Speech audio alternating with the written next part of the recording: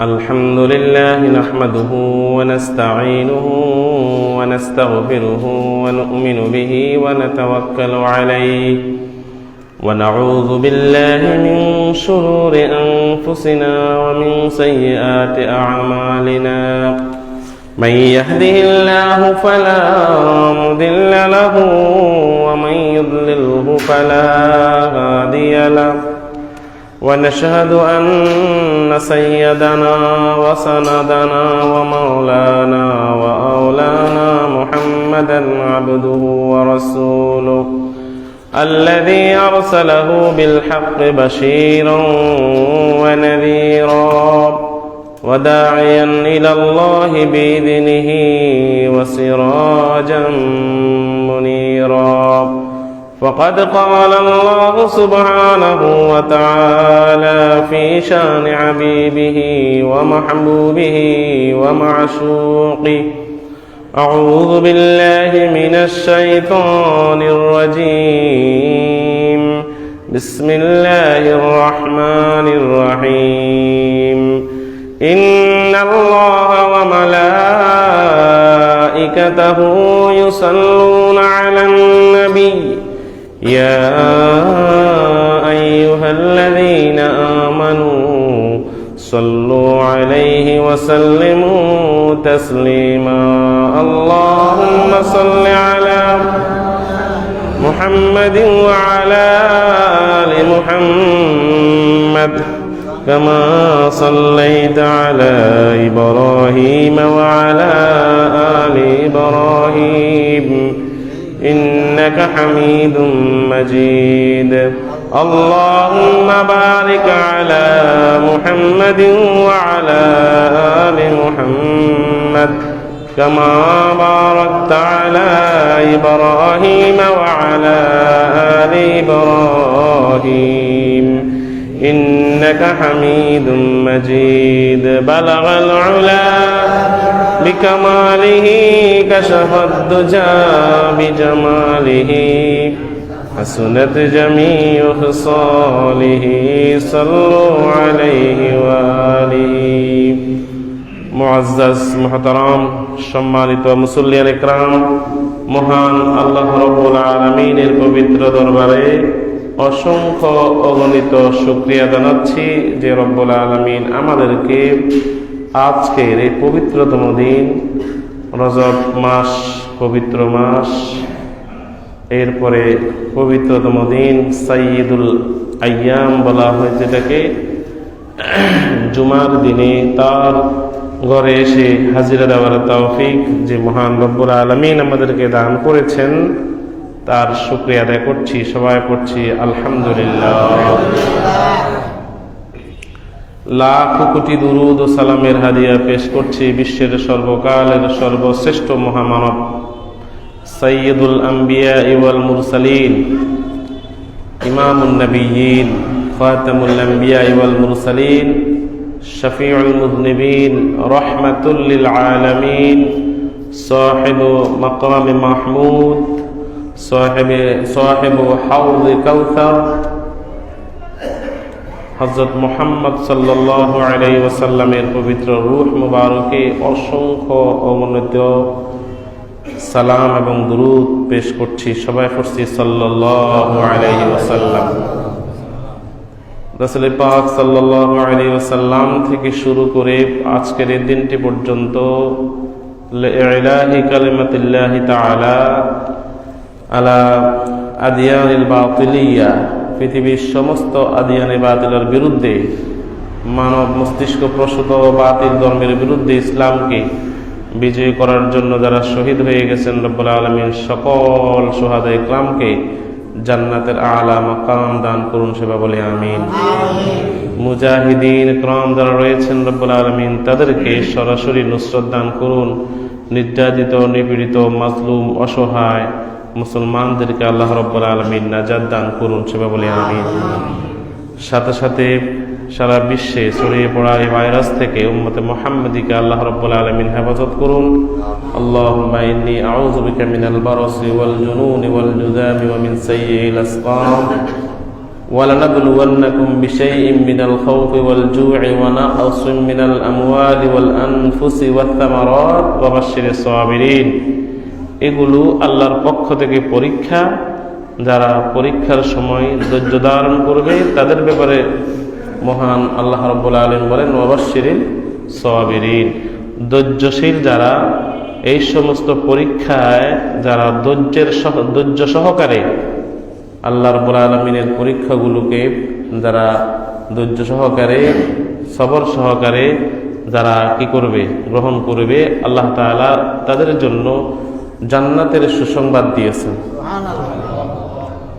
এই জন্য আমরা কালেমা, ঈমান পরিপূর্ণ হওয়ার জন্য একটা জিনিস যে আমরা ঈমানে মুফাসসাল পড়ি, তার মধ্যে একটা হচ্ছে ওয়াল খাইরিহি ওয়া শাররিহি মিনাল্লাহি তাআলা। মিনাল্লাহি তাআলা, ভালো মন্দ সব কার থেকে আসে? আল্লাহর পক্ষ থেকে আসে। যদিও আল্লাহ রাব্বুল আলামিন সব সময় বান্দার ভালো চায়, কিন্তু খারাপ যদি কিছু হয় সেটা বান্দার নিজের হাতের কামাই। قال الله سبحانه وتعالى ما أصابك من حسنة فمن الله وما أصابك من سيئة فمن نفسك। কে বলতেছেন? আল্লাহ। মা আসাবাকা, যা তোমার নিকট আগমন করে, মিন হাসানাতিন, ভালো, সেটার নিসবত কার সাথে? আল্লাহর সাথে। ওয়ামা আসাবাকা মিন সাইয়্যাতিন ফামিন নাফসিক, তোমার সাথে যদি কোনো মন্দ কাজ হয়, তোমার সাথে যদি কোনো মন্দ কোনো কাজ যদি তোমার সাথে সম্পৃক্ত হয়, সেটা তোমার হাতের কামাই। ফামিন নাফসিক, এটা তোমার কি? যাহারাল ফাসাদু ফিল বাররি ওয়াল বাহরি বিমা কাসাবাত আইদিন নাস।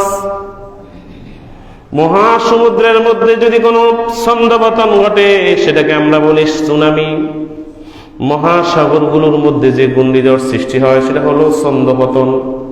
ও পৃথিবীর মানুষ, তোমাদের আমলের কারণেই মহাসমুদ্রের মধ্যে ছন্দপতন হলো। দুনিয়ার স্থলভাগে যদি কোনো অঘটন ঘটে, সেটাও তোমাদের হাতের কামাই। সেটার কোনো দোষ আল্লাহর দিকে নিসবত হবে না, সব আমাদের নিজেদের দিকে, আমাদের হাতের কামাই। মা আসাবাকা মিন হাসানাতিন ফামিনাল্লাহ ওয়া মা আসাবাকা মিন সাইয়্যাতিন ফামিন নাফসিক, এটা তোমার নিজের কারণে হইছে। তুমি কাকে দোষ দিতে পারবে না? আল্লাহকে দোষ দেওয়ার সুযোগ নেই, দোষ নিজের। সুতরাং আজকে সারা বিশ্বময় যে বিপর্যয় চলতেছে, মহামারীর বিপর্যয়, ও পৃথিবীর মানুষেরা, এটা তোমাদের হাতের কামাই। ওই কয়েকটা আয়াত দ্বারা এটা প্রমাণিত। যাহারাল ফাসাদু ফিল বাররি ওয়াল বাহর, করোনা ভাইরাস এর চেয়ে বড় বিপর্যস্ত গত 1 শতাব্দী পৃথিবীতে আর করে আসে নাই। 1 বছরে গড়ে 1.5 বছর হয়েছে মনে হয়, বা 2 বছর কাছে, 1 কোটির উপরে মানুষ মারা গেছে।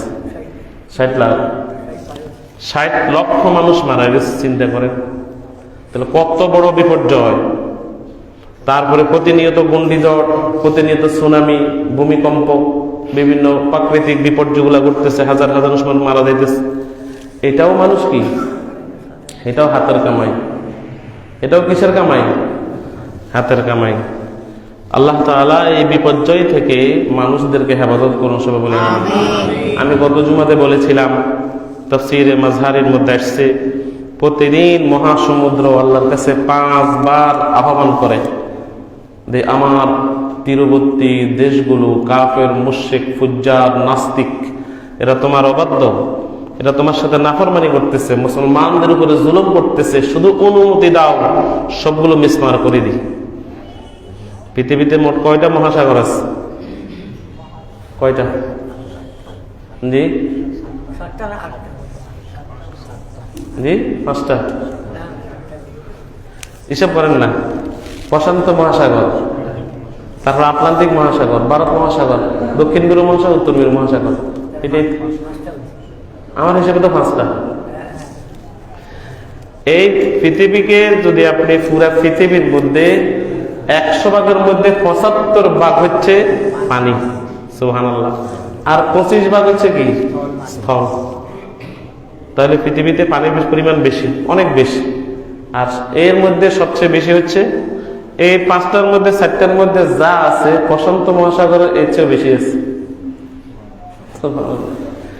তো যাক, সবগুলো মানুষ আমাদের হাতের কামাই, সবগুলো কাদের কামাই?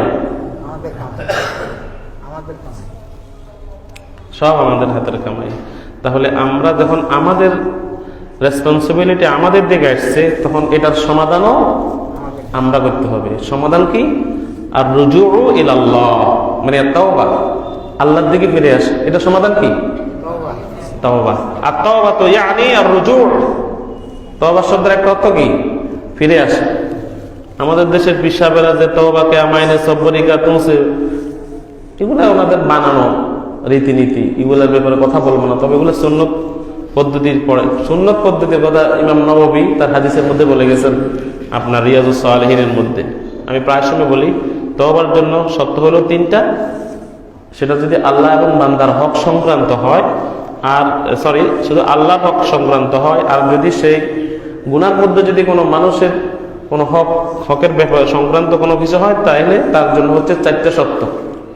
এটাই হচ্ছে তাওবা। 1 নম্বর কি?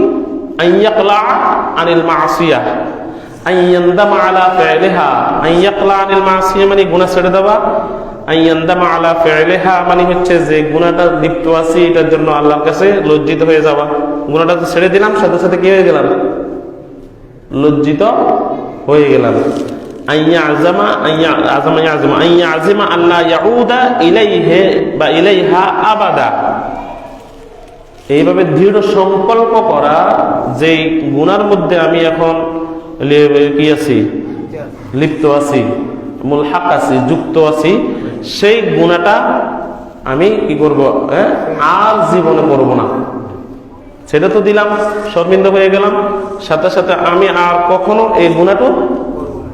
এটাই হচ্ছে যদি মানুষের হক সংক্রান্ত, আল্লাহর হক সংক্রান্ত গুনাহ হয়, তাহলে তার জন্য সত্য কয়টা? 3টা। প্রথমে গুনাহ ছেড়ে দিতে হবে, আল্লাহর কাছে লজ্জিত হইতে হবে, শর্মিন্দা হয়ে যেতে হবে। 3 নম্বরে আমি আর এই গুনাহ করব না, এরকম দৃঢ় একটা শপথ করতে হবে আল্লাহর কাছে। আর যদি গুনাহটা বান্দার হক সংক্রান্ত হয়, তাহলে তার জন্য সত্য কয়টা? 4 নম্বরে রাবিউহা আই ইয়াউদা আন ইয়াবরা মিন হাক্কি সাহিবিহা। যা তার সম্পদ, যে মানুষের সম্পদ আমি নষ্ট করছি, যে ব্যক্তির হক নষ্ট করছি, তার হকটা তাকে ফিরিয়ে দেওয়া। এটা হচ্ছে তাওবা। তাহলে বান্দার যদি যে নামাজ পড়া, এটা কি বান্দার হক না আল্লাহর হক? আল্লাহর হক। তাহলে এটার জন্য তাওবা 3টা, সত্য 3টা নাকি? 1 নম্বর হলো আমি গুনাহটা ছেড়ে দেবো, মানে নামাজ পড়বো। 2 নম্বর হলো আমি যে নামাজ পড়ি না, এই জন্য আল্লাহর কাছে কি করতে হবে? লজ্জিত, সবসময় লজ্জিত হইতে হবে, কান্নাকাটি করতে হবে। 3 নম্বর, আল্লাহ আমি আর জীবনে নামাজ ছেড়ে দেবো না, আমি আল্লাহ আর জীবনে নামাজ ছেড়ে দেবো না। একটু সুদৃঢ় একটা সংকল্প ব্যক্ত করতে হবে কার কাছে? এটা হচ্ছে তওবা। এবার আসলে আপনি কারো সম্পদ মারি গেছেন, কারো থেকে সুদ ঘুষ নিছেন, তাহলে এই সংক্রান্ত গুনার জন্য সত্য 4টা। এই প্রথম 3টা তো আছে। 4 নম্বর হলো আইয়া বারা মিন হাক্কি সাহিবিহা। যার সম্পদ আমি খাইছি, যার থেকে ঘুষ নিছি, যার থেকে সুদ নিছি, যার জমি জায়গা মেরে দিছি, যার হক নষ্ট করছি, আমি ওই পরিমাণ তাকে দিয়ে দেব। এটা হচ্ছে তো। তাহলে দেখেন, এগুলো আমি কিচ্ছু করলাম না, 3টা সত্য বা 4টা সত্য কিছু পালন করলাম না। আমি বড় পিসের কাছে মুরিদ হয়ে গেলাম, আর ডেলে নিলে 1000 বার আস্তাগফিরুল্লাহ বললাম। এটা ইস্তেগফার হবে? এটা তওবা হবে? না, হবে না। আপনি এই সত্যগুলো আদায় করতে হবে। এবার আসেন, ইস্তেগফার মানে হচ্ছে গুনার জন্য কি করা? ইস্তেগফার মানে হচ্ছে কি আল্লাহর কাছে ক্ষমা প্রার্থনা করা। আর তওবা আরেকটা অর্থ হচ্ছে আর-রুজু, ফিরে আসা। এটা কেমন? যেমন আমি নামাজ পড়ি না, এখন আমি তওবা করব, আমি মসজিদে আবার ফিরে আসবো, আল্লাহর কাছে আবার কি আসবো? ফিরে আসবো। এটাই তওবা। আমি আগে সুদ খাইতাম, সুদ খাওয়া এটা আল্লাহ থেকে দূরে সরে যাওয়া নাকি আল্লাহর কাছে আসা? আল্লাহ থেকে দূরে সরে যাওয়া। আমি সুদ ছেড়ে দেব, আল্লাহর কাছে চলে আসবো। আর রুজুউ ইলাল্লাহ, আল্লাহর দিকে ফিরে আসা, এটাই তওবা। আমি ইসলামের পথে চলতাম না, এখন ইসলামের পথে চলবো, এটাই তওবা। আমি মানুষের উপর জুলুম করেছি, এখন মানুষের উপর জুলুম করা ছেড়ে দিছি, এটাই তওবা।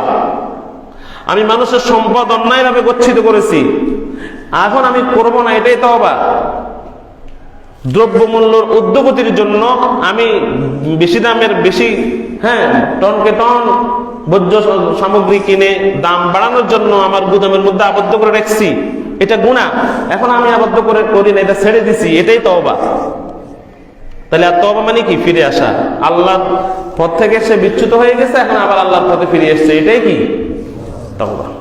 তাহলে বলেন, এক লোক জেনা করছে, খারাপ কাজ করছে, এক লোক কি করছে? খারাপ কাজ করছে, তার অভ্যাস হয়েছে জেনা ব্যভিচার লিপ্ত থাকা, অথবা গুনাহ, আরো বিভিন্ন গুনাহ করছে। এখন এই ব্যক্তি কি মসজিদ ছেড়ে দেবে না মসজিদে আসবে? শয়তানের একটা ধোঁকা, সে মনে করতেছে যে আমার মতো পাপী দুনিয়াতে দ্বিতীয় ব্যক্তি নাই, আমি জেনা করি, প্রত্যেকদিন খারাপ কাজ করি, যত অন্যায় বিচার আছে সব করি, রাহাজারি করি, মদ খাই, জুয়া খেলাই, তারপরে যা ইচ্ছা তা করি, আমার মতো এরকম খারাপ মানুষ মসজিদে কেমনে যাবে? এটা তো ঠিক না। এটা হচ্ছে শয়তানের একটা মস্ত বড় সুশিক্ষিত শয়তান, তো এই জন্য শয়তানের একটা ন্যাকসুরতে ধোঁকা। মনের মধ্যে অনেকে, এরে বেটা তুই তো বড় জালেম, তুই জেনা করছ, নাউজুবিল্লাহ, আসার সময় জানা করছো, ফজরতে কীর্তি মসজিদে যাবি, তোর মতন এই গুনাহগার মসজিদে যাওয়ার উপযুক্ত নও। এটাই কিসের ওয়াসওয়াসা? আরে গুনাহ করছি, এটা শয়তানের ওয়াসওয়াসা। তো আলহামদুলিল্লাহ, আপনি ইস্তেগফার করেন, ইস্তেগফার করেন, ভুলটা বুঝে আল্লাহর কাছে এই যে তওবা বললাম, তওবার শর্তগুলো পালন করেন, আল্লাহ আমি আর করব না, আল্লাহর দরবারে কেঁদে দেন, আবার ফজর নামাজে শরীক হয়ে যান। আপনার এই ফজরের নামাজে আপনাকে গুনাহ থেকে ফিরিয়ে আনবে। ইন্নাস সালাতা তানহা আনিল ফাহশাই ওয়াল মুনকার, নামাজ আপনাকে জিনা থেকে, দর্শন থেকে, তারপর বিভিন্ন ধরনের অপরাধ থেকে ফিরিয়ে আনবে, এটা আল্লাহ বলছেন, ঠিক না? আর নামাজ ছেড়ে দেওয়ার যে কোনো ধরনের ধোঁকা, শুরুতে ধোঁকা, এটা শয়তানের। আমি অপরাধ করছি, আমার মতো অপরাধী মসজিদে যাওয়ার উপযুক্ত নয়, এই কথাটা কার? শয়তানের। আমি অপরাধ করছি, আবার বলবো রব্বানা যালামনা আনফুসানা ওয়া ইল্লাম তাগফির লানা ওয়া তারহামনা লানাকুনান্না মিনাল খাসিরিন। আমাদের জাতির পিতা, আমাদের আদি পিতা আদম আলাইহিস সালাতু ওয়াস সালাম আমাদেরকে এটাই শিক্ষা দিয়েছেন, বাবারে গুনাহ হবে, ভুল হয়ে যাবে, কিন্তু ভুলের উপর টিকে থাকিও না, ভুল স্বীকার করে আল্লাহর কাছে ফিরে আসো। আদম আলাইহিস সালাম ভুল করছেন, শয়তানের ওয়াসওয়াসা পড়ে, তিনি কি তার ভুলের উপরে টিকে রয়েছেন? 350 তাফসীরে লিখতেছে 350 বছর পর্যন্ত একাধারে কাঁদছে। আমি গুনার জন্য একাধারে কতক্ষণ কাঁদছি? 2-1 মিনিটে না কাঁদছি, কি কন? 5 মিনিট কাঁদছি, 10 মিনিট কাঁদছি, 1 ঘন্টা তো কাঁদি নাই। বাবা আদম আলাইহিস সালাতু ওয়াস সালাম 350 বছর পর্যন্ত কেঁদেছেন, শুধু একটা ভুল, গুনাহ না, ভুল। স্ত্রী ভুল করছে, স্ত্রীর ভুলের ফাঁদে তিনিও পড়ছেন। ওয়ানাসিয়া আদম, আল্লাহ বলতেছেন আদম আলাইহিস সালাম ভুল করছে। ভুল এক জিনিস, গুনাহ আরেক জিনিস। নবীরা মাসুম, তারা গুনাহ করে না, এটা হচ্ছে ভুল। চলতে যাইয়া একটু গোসর খেয়েছে, আপনি একটা রোডের মধ্যে যাইতেছেন, আপনি চলতে চলতে দেখেন না যে এখানে একটা গর্ত আছে, বা সচেতন লোক পড়ি ঠেক ভাঙিস, কি কন? আপনার গুণ হয়েছে, আপনার ভুল হয়েছে, যে আপনি সচেতন অন্য গা। ঠিক আদম আলাইহিস সালামের গুনাহ হয় নাই, ভুল হয়েছে। ভুল হতে পারে তো, সাথে সাথে তিনি সন্তানদেরকে শিক্ষা দিয়েছেন যে ভুল হইতেই পারে, ভুল হবার সাথে সাথে আর রুজু ইলাল্লাহ, আল্লাহর দিকে ফিরে আসো। আল্লাহ রাব্বুল আলামিন আদমকে জিজ্ঞাসা করলেন, ইয়া আদম মাল, ইবলিসকে বললেন যে তুমি আমাকে আমার কথা অমান্য করলে কেন? ইবলিস তার ভুল স্বীকার না করে যুক্তি দিতেছে, এই কারণে অমান্য করছি, কারণ দর্শাচ্ছে। আল্লাহ তাকে শোকজ করছে, আল্লাহ তাকে কি করছে? ইয়া ইবলিসু মা লাকা আল্লাহ তাকুনা, অথবা মা মানাআকা আল্লাহ তাসজুদা, তোমাকে কোন জিনিস মানা করছে আমার নির্দেশ অমান্য করতে? কোন জিনিস তোমার উৎসাহিত করছে? আদম আলাইহিস সালামকে সিজদা করতে কোন জিনিস তোমার কি করছে, প্রবুদ্ধ করছে, সেটা বলো। শোকজ করার পরে উত্তর দিতেছে কি? খালাকতাহু মিন নার, খালাকতানি মিন নারিন ওয়া খালাকতাহু মিন তিন, আনা খায়রুম মিনহু। শোকজের জবাব দেখেন, সে বলতেছে তুমি আমাকে একটা অযৌক্তিক, আনসাইন্টিফিক, অবৈজ্ঞানিক প্রশ্ন করছো, নির্দেশ দিছো, সেটা হলো আগুনের মুখ সবসময় ঊর্ধ্বমুখী থাকে, মাটি সবসময় নিম্নমুখী থাকে। একটা ঊর্ধ্বমুখী জিনিস নিম্নমুখী জিনিসের প্রতি মাথা নত করতে পারে না, আনসাইন্টিফিক, অযৌক্তিক, বিদায় আমি তোমার কথা মানি নাই। কোন বস যদি কারো শোকজ করে, যদি অপরাধ স্বীকার না করে উল্টা যদি আরো ইয়ে করে, তার চাকরি থাকেনি? বলেন তো চাকরি আসেনি ইবলিসের, চাকরি শেষ। আদমের ঠিক আদমকেও আল্লাহ শোকজ করছেন। শোকজ মানে কি? কারণ দর্শাও করেন নাই, করছেন নি? কোরআন শরীফে আছে না? ফাদাল্লাহুমা বিগুরুর ফালাম্মা যাকা আশ-শাজারাতু বাদাত লাহুমা সাওআতুহুমা ওয়া তাফিকা ইয়াখসিফানা ইলাইহিমা মিন ওয়ারাকিল জান্নাহ ওয়া নাদাহুমা রাব্বুহুমা আলাম আনহাকুমা আন তিলকুমা আশ-শাজারা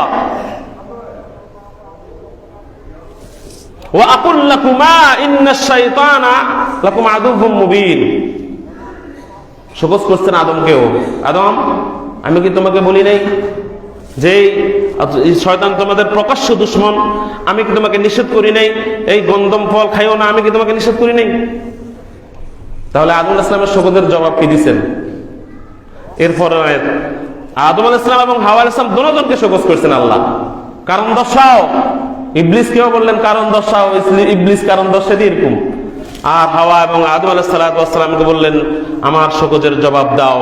কোরআনে কারীমের এর পরের আয়াত হলো ক্বালা রব্বানা যালামনা আনফুসানা ওয়া ইল্লাম তাগফির লানা ওয়া তারহামনা লানাকুনান্না মিনাল খাসিরিন। আল্লাহু আকবার। আপনি দেখেন পরবর্তী আয়াত ক্বালা রব্বানা যালামনা, শুধু আদম আলাইহিস সালাম বলেন নাই, ক্বালা তাসনিয়া সিগা, হযরত আদম আলাইহিস সালাম এবং হাওয়া আলাইহিস সালাম দুজন আল্লাহর শোকজের জবাব দিচ্ছে রব্বুল আলামিন যা করেছি সব দায় দায়িত্ব আমাদের। রব্বানা যালামনা আনফুসানা, আমাদের নিজের উপরে আমরা জুলুম করছি, যদি আমাদেরকে নিঃস্বার্থভাবে ক্ষমা না করো আমরা জাহান্নামী হয়ে যাব। কোন সার্ভিস হোল্ডার যদি বলে বস এটা ভুল হয়েছে বা আমি যেটা করছি আমার এটা ভুল করছি, এটা সব দায়িত্ব আমার, সামনে এই ধরনের ভুল হবে না, তখন বস তাকে চাকরিতে রাখে।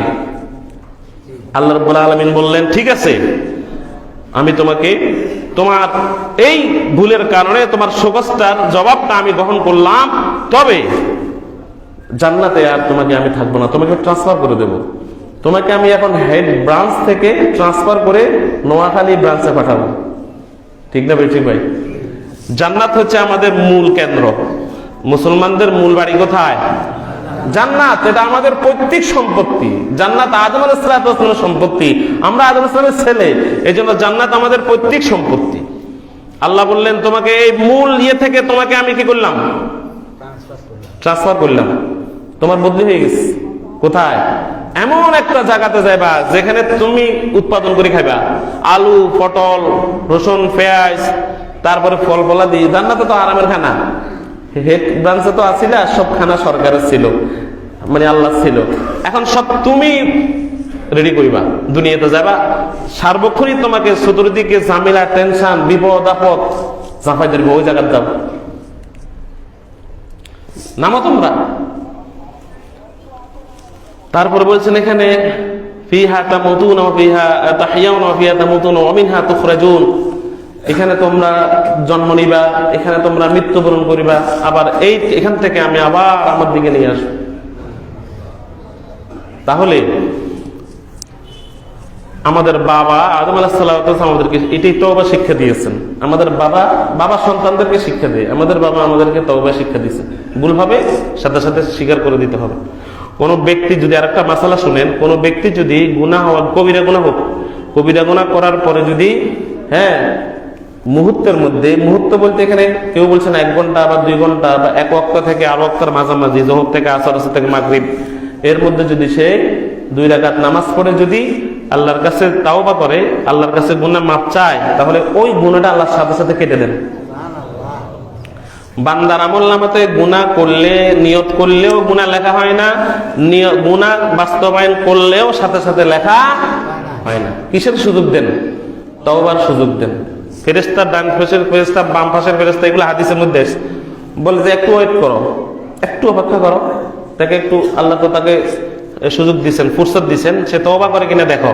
যদি নির্ধারিত সময়ের মধ্যে যদি সে তওবা করে, আল্লাহর কাছে ক্ষমা চায়, মাফ চায়, তখন তার আমলনামার মধ্যে আর কোনো গুনাহ লেখা হয় না।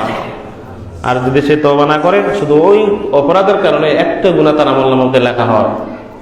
তাহলে ঠিক আছে তো ভাই, ইনশাআল্লাহ তওবা ইস্তেগফার বুঝি তো ইনশাআল্লাহ। আচ্ছা যাক, সংক্ষেপে আলোচনা করে দেব। এটা হচ্ছে মেরাজুন নবী সাল্লাল্লাহু আলাইহি ওয়াসাল্লামের মাস, এই মাসের 26 তারিখ দিবাগত রজনীতে আল্লাহ নবী কি হয়েছে, মেরাজ সংঘটিত হয়েছে, এটা তো আমরা জানি। তো এখানে কি আমল আমি গত জুমাতে বলেছি ভাই, আমল ব্যাপারে আমি আজকে আর বলবো না, রিপিট করবো না, যেহেতু সময় নেই। গত জুমাতে আমি ডিটেলস বলছি যে এই রজব মাসের কি কি আমল করব, কি কি করব না, বলছি না? এবার আসলে সংক্ষেপে বলবো যে আমরা মেরাজ থেকে কি পাইছি। আল্লাহ নবী আল্লাহ রাব্বুল আলামিনের সান্নিধ্যে গিয়েছেন। বন্ধুর বাড়িতে গেলে কিছুটা গিফট দিয়ে এবং বন্ধুর কিছু গিফট দেয় না। এখানে হাদিসের মধ্যে আসছে, ডিটেলস আলোচনা করার আজকে সময় নেই, পরবর্তী জুমাতে ইনশাআল্লাহ করব। 3টা জিনিস আনছেন। কয়টা? মেরাজ থেকে সহিহ হাদিসের মাধ্যমে আমরা জানতে পারি আল্লাহ নবী উম্মতের জন্য স্পেশাল 3টে উপহার এনেছেন।